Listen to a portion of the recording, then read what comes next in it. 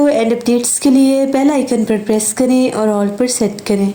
शुरू करते हैं अल्लाह के बाबरकत नाम से जो बड़ा मेहरबान और निहायत रहम वाला है। तमाम तारीफ़ें मेरे अल्लाह रब्बुल इज़्ज़त के लिए हैं। खौफनाक कहानियों के मुअज़्ज़ज़ नाज़रीन को मेरी तरफ से अस्सलाम वालेकुम। उम्मीद करती हूँ आप सब लोग खैरियत से होंगे, जहाँ होंगे खुश होंगे। हर रोज़ की तरह आज भी आप लोगों के लिए बहुत ड्रावनी कहानियाँ लाई हूँ जिन्हें आप लोग बहुत पसंद करेंगे। आज की पहली खौफनाक कहानी आसिफ शेयर कर रहे हैं। आसिफ कहते हैं, मैं अपनी सिटी का नेम नहीं बताना चाहता, लेकिन अपनी ज़िंदगी में पेश आने वाली एक खौफनाक कहानी आप सबके साथ शेयर करना चाहता हूँ।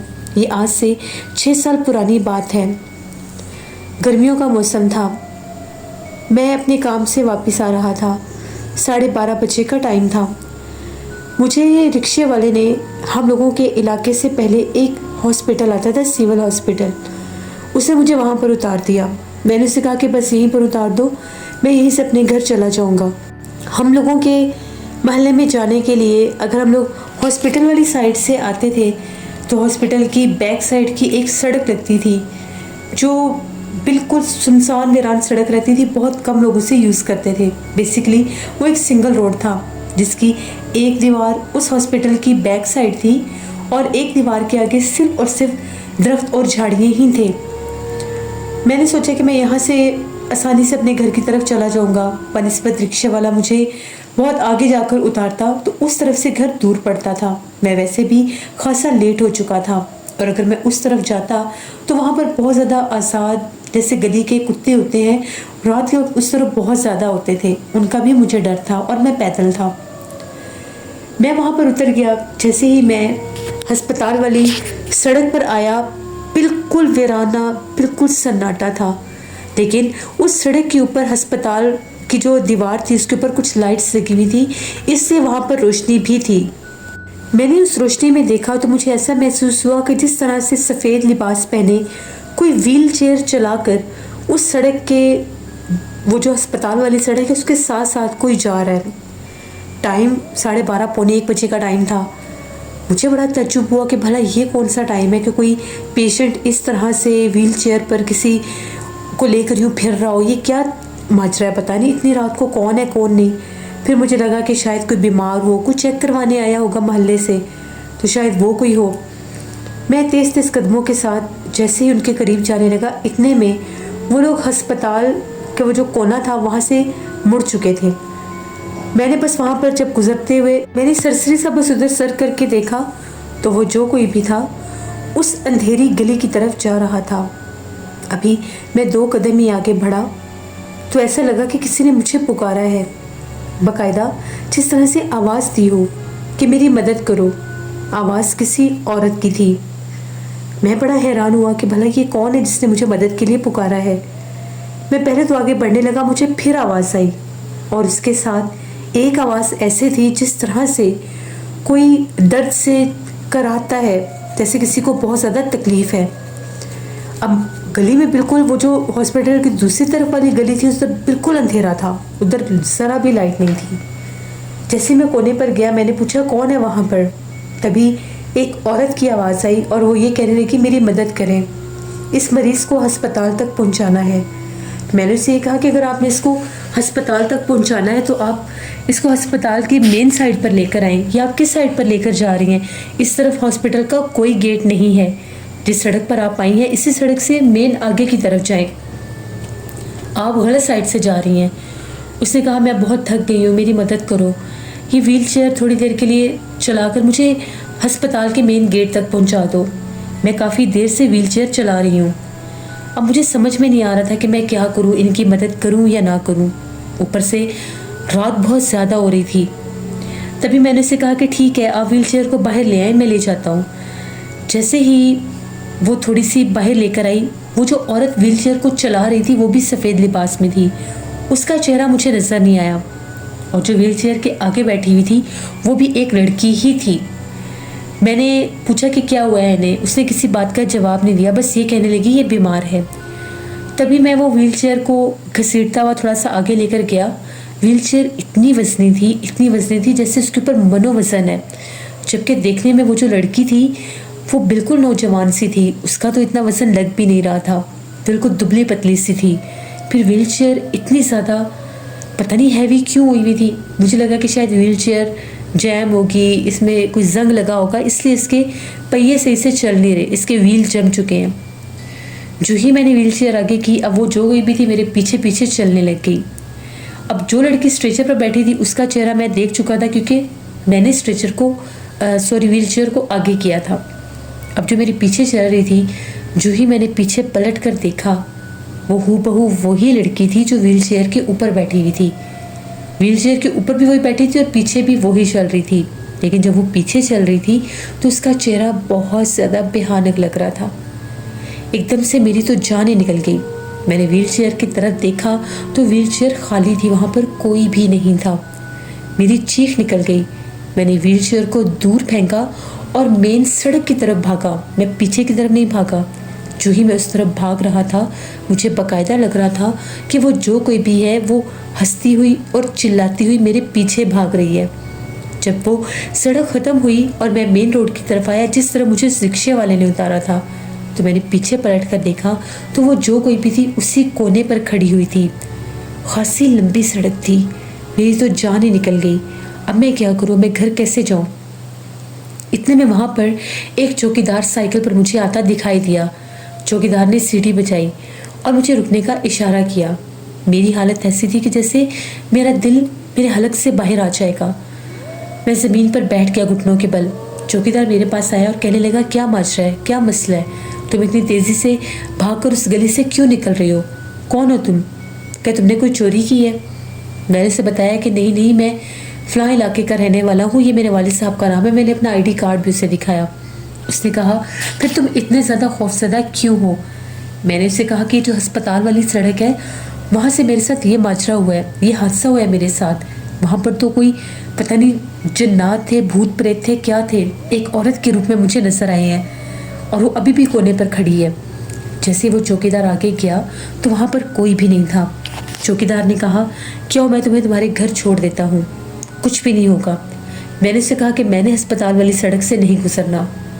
चौकीदार ने कहा कि इस अस्पताल वाली सड़क पर आज सेब है। मैं रात के वक्त पहरा देते वक्त जब यहाँ से गुजरता हूँ तो मुझे औरतों के चिल्लाने और चीखने की आवाज़ें आती हैं, जिस तरह से कोई पेशेंट तकलीफ़ में चिल्लाता है। तो जब मैं सड़क पर जाकर देखता हूँ तो सड़क बिल्कुल वीरान और ख़ाली होती है। तुम्हारी बात ठीक है, इतनी रात को यहाँ से अकेले नहीं गुजरना चाहिए। फिर उस चौकीदार ने मुझे अपनी साइकिल पर बिठाया और वो मेन रोड की तरफ से मुझे लेकर गया। 2 बज चुके थे मुझे इस सारे माजरे में। घर पहुँचते पहुँचते मुझे 2:30 बज गए। चौकीदार ने बिल्कुल हम लोगों के मोहल्ले के पास मुझे उतार दिया। मैं इतनी तेज़ी से घर भागा कि मैं बता नहीं सकता। रास्ते में चौकीदार ने मुझे ये भी बताया कि उसने एक बार आधी रात को इसी टाइम 2 बजे का टाइम था, पहरा देते देते जब वो सड़क के करीब आया तो एक छोटी सी बच्ची को अस्पताल वाली उस सड़क के ऊपर भागते देखा। वो बच्ची बहुत मोटी थी लेकिन बहुत छोटी सी थी और सड़क पर भागते भागते जब चौकीदार उसके पीछे गया तो वो गायब हो गई। मैं बहुत डर गया। घर पहुंचा, अम्मी जाग रही थी और बहुत ज़्यादा परेशान थी कि मैं घर क्यों नहीं पहुंचा। इसी खौफ के आलम में जो कुछ मेरे साथ हुआ, घर से मुझे इतने फ़ोन आए थे और मैंने फ़ोन भी अटेंड नहीं किया। मेरे फ़ोन की तो शायद बेल भी बंद थी। अम्मी ने जब मेरी हालत देखी, अम्मी डर गई कि क्या हुआ है तुम्हें, कोई पीछे लग गया था या क्या माजरा है। मैंने उन्हें सारी बात बताई। अम्मी ने कहा कि वो सड़क बहुत ज़्यादा असफसदा है और वो अस्पताल बहुत ज़्यादा पुराना अस्पताल है। कभी किसी दौर में जब वो सामने वाली जगह बिल्कुल खाली होती थी तो अक्सर वहाँ पर वो कपड़े वगैरह धोया करते थे और ये कहते थे कि ये सारे मुर्दा खाने के कपड़े हैं। उस तरफ जो कोना तुम देख कर आए हो, जो अस्पताल के अंधेरे रास्ते की तरफ जाता है, उस तरफ उस अस्पताल का मुर्दा खाना है और वो जगह हद से ज़्यादा असफसदा है। गलती से भी दोबारा रात के टाइम उस सड़क से मत आना। फिर मैंने हाथ मुँह धोया, कुछ नॉर्मल हुआ, तब जाकर बिस्तर पर लेट गया। मुझे बहुत ज़्यादा खौफ आ रहा था। पता नहीं उसी खौफ के आलम में कब मेरी आँख लगी और मैं सो गया। अगले दिन जब मैं उठा तो मुझे बहुत सा बुखार था, लेकिन वो रात, वो खौफ आज भी मेरे दिल पर सवार है। मैं कभी भी दोबारा उस सड़क की तरफ नहीं गया, ना ही कभी मेरी हिम्मत हुई है कि मैं उस तरफ जाऊं। अपने एक दोस्त के साथ भी मैंने ये वाक़या शेयर किया, वो भी हमारा मोहल्लेदार ही था। उसने मुझे ये कहा कि अस्पताल वाली उस सड़क पर बहुत से लोगों के साथ बहुत से मुख्तलिफ हादसात हो चुके हैं। तुम तो इन बातों पर इतना ख़ास यकीन भी नहीं रखते हो। तुम्हें मैंने एक बार मना भी किया था। मेरे साथ सर्दियों में एक हादसा हुआ था। जब मैं उस अस्पताल वाली सड़क के पास से रात 11 बजे के करीब गुजर रहा था, तो जिस तरफ वो मुर्दा खाना है, वहाँ से मुझे बाकायदा एक खौफनाक चीख सुनाई दी थी। और जब मैंने पीछे पलट कर देखा था तो वहाँ पर कोई भी नहीं था। वो बताता था कि उसका एक दोस्त उस अस्पताल में मुलाजिम था, रिसेप्शन पर। उसने जब उससे इस मुतल्लिक पूछा तो उसका भी यही मानना था कि रात के वक्त अस्पताल के उस मुर्दा खाना की तरफ और जो वो सड़क है उसकी तरफ कोई भी नहीं जाता। वो बताता है कि पहले उस तरफ भी एक रास्ता होता था, एक गेट होता था जो उस सड़क पर भी लगता था। फिर जिन्नात बहुत ज़्यादा तंग करते थे। रात के वक्त जो नाइट ड्यूटी पर जो भी स्टाफ होता था उसको जिन्नात डराते थे। मुख्तलिफ चेहरे वाली औरतें रात के वक्त उस गली की तरफ से आती थीं, दरवाज़ा खटखटाती थी और कहती थी हमने अस्पताल के अंदर आना है, डॉक्टर से चेक करवाना है। लेकिन जब उनको डॉक्टर के कैबिन में भेजा जाता था तो एकदम से वो गायब हो जाती थी। यहाँ तक कि डॉक्टर के दरवाजे तक पहुंचकर अभी डॉक्टर उनको चेक भी नहीं करते थे, तो उनका पता ही नहीं होता था कि वो कहाँ गई और कहाँ नहीं। रिकॉर्ड लिस्ट में भी उनका नाम नहीं होता था। फिर बहुत ज़्यादा अजीबोगरीब वाक़यात होना शुरू हो गए। बल्कि एक रात तो नाइट ड्यूटी पर ही मेरा दोस्त था, तो उसने कहा कि बाहर बहुत रोने की आवाज़ें आ रही थी। हम सब ने जब जाकर देखा तो 5-6 औरतें थीं और उन औरतों ने जैसे कोई चारपाई बिल्कुल सड़क के दरमियान में रखी थी और उस पर रो रही थी, बैन कर रही थी और ये कह रही थी कि ये हम लोग अस्पताल लाते लाते ये हम लोगों का एक साथी मर गया है। कोई लड़का था। एक औरत कहती मेरा बेटा है, दूसरी कहती मेरा भाई है और एक कह रही थी हमारा साथी है। तो जब उस लड़के के चेहरे के ऊपर से हम लोगों ने कपड़ा हटाकर देखा तो हम लोग खौफजदा हो गए। हम लोग भागते भागते गए और डॉक्टर को बुलाकर लाए। तो जब बाहर आकर देखा तो ना वो औरतें थीं और ना ही वो मैयत थी। उसके बाद इतना खौफ पैदा हुआ सब में कि उस रास्ते को ही बंद कर दिया गया और वहाँ पर ये दीवार खड़ी कर दी गई। मुर्दा खाने की तरफ भी दिन के वक्त ही जाया जाता है। अगर वहाँ पर कोई डेड बॉडी हो भी तो रात के वक्त सख्त हदायत है कि उस तरफ नहीं जाना। जो कोई भी मुर्दा खाने की तरफ जाता है डेड बॉडीज़ को रखने के लिए या निकालने के लिए, वो भी शिकायत करते हैं कि वहाँ पर बाकायदा एक औरत नज़र आती है और वो जो औरत है वो मुर्दा खाने की तरफ ही रहती है। उसका बसेरा उस पूरी सड़क पर है और अक्सर रात के वक्त उस सड़क पर चलती फिरती भी दिखाई देती है। अगर वहाँ से कोई गुजरे तो वो उसको बाकायदा बुलाती भी है। कभी कोई रूप लेकर नज़र आती है तो कभी कोई रूप लेकर नज़र आती है। जब मैंने वो चीख सुनी थी उसके बाद मैं कभी भी रात के वक्त उस साइड से नहीं आया। तुमने नोट नहीं किया कि दिन के टाइम भी वो सड़क बहुत ज़्यादा वीरान और सुनसान रहती है। बहुत से लोगों ने अस्पताल वालों को कहा है कि इस सड़क को बंद करवा दें, क्योंकि वो उनके अस्पताल वाले हिस्से की तरफ ही रास्ता आता है। अगर वो चाहें तो उसको बंद भी कर सकते हैं, क्योंकि किसी पुराने दौर में जब वो सड़क तामीर नहीं की गई थी, रास्ता नहीं बनाया गया था, तो वहाँ पर बाकायदा वो कपड़े धोकर भी बिछाया करते थे। अब पता नहीं इसमें क्या सदाकत है और वो कौन सी मखलूक है जो सड़क पर रहती है। कुछ लोग कहते हैं कि उसका मेन बसेरा उस मुर्दा खाने में है और कुछ लोग कहते हैं कि उसका मेन बसेरा उन वीरान दरख्तों के ऊपर भी है जिन पर मुर्दा खाना में जो भी डेड बॉडीज़ रखी जाती थी उनके ऊपर जो चादरें डाली जाती थी वो धोकर बिछाई जाती थी। अब इसमें क्या सच्चाई है कोई नहीं जानता।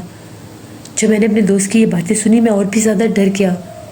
मैं तो बाकायदा उनके साथ साथ चल रहा था।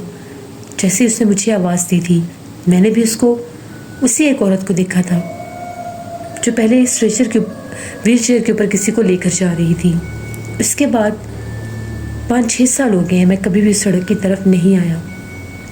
चाहे मुझे जितनी भी देर हो जाए मैं मेन रोड की तरफ से ही आता हूँ और इसके साल बाद ही मैंने अपना मोटरसाइकिल भी ले लिया था। मेरी हर मुमकिन कोशिश होती है कि मैं 12 बजे से पहले घर वापस आ जाऊं। ये मेरी एक कहानी थी जिसे मैं कभी भी फरामोश नहीं कर सकता। आज भी सोचता हूँ तो रोंगटे खड़े हो जाते हैं। बहुत शुक्रिया आसिफ आपका। जैसे अक्सर मैंने बहुत सी स्टोरीज़ आप लोगों के साथ शेयर की हैं। हॉस्पिटल जितने भी होते हैं मोस्ट ऑफ हॉन्टेड हो जाते हैं। अगर पूरा हॉस्पिटल हॉन्टेड ना भी हो तो इसका कोई ना कोई हिस्सा ज़रूर आसिफ़ज़दा हो जाता है। पता नहीं इस बारे में क्या रियलिटी है या इसके बिहाइंड क्या रीज़न है। जैसे वहाँ पर डेड बॉडीज़ आती हैं या फिर शायद वहाँ पर जिस तरह से नमाज की पाबंदी नहीं होती। हालांकि ये अस्पताल एक ऐसी जगह है कि वो हर वक्त आबाद है। वहाँ पर हर वक्त दिन हो रात हो लोग मौजूद होते ही होते हैं। फिर भी अस्पतालों के साथ ये मामला अक्सर मैंने सुने हैं। अल्लाह से हमेशा रहम मांगना चाहिए। ये थी आज की खौफनाक कहानी। अपना फीडबैक मुझे ज़रूर दें, आप लोगों को कैसी लगी। आप लोग भी अपनी खौफनाक कहानियाँ शेयर कर सकते हैं डिस्क्रिप्शन बॉक्स में दिए गए ईमेल आईडी nosheermir57@gmail.com पर। इसके अलावा आप लोग मुझे कमेंट बॉक्स में भी स्टोरी शेयर कर सकते हैं। हॉरर स्टोरीज उर्दू पर मैं बिल्ली नावल ऑन एयर कर रही हूँ। उसकी एक दिन छोड़कर एक दिन एपिसोड आती है, उसको ज़रूर विज़िट करें। बहुत खौफनाक नावल है। नीला voice official scary Urdu tales जिसका अब नाम है, मेरी सिस्टर का चैनल है, उनको भी जाकर सब्सक्राइब करें एंड सपोर्ट करें। अपना बहुत सा ख्याल रखिएगा। इंशाल्लाह कल आप लोगों के साथ फिर मुलाकात होगी किसी नई खौफनाक कहानी में। जहाँ रहें खुश रहें। Thank you for listening my stories. Stay blessed. अल्लाह निगहबान।